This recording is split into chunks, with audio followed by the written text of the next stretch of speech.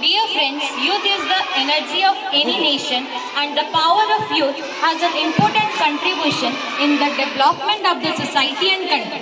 Therefore, it is very important that maximum number of youth join in the drug-free India campaign.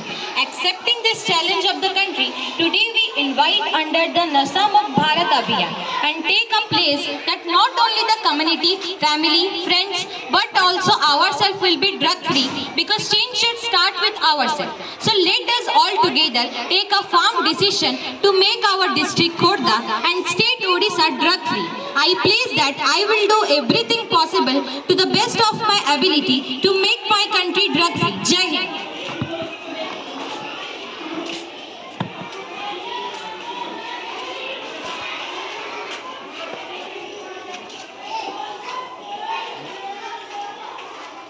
All the classes, line one out.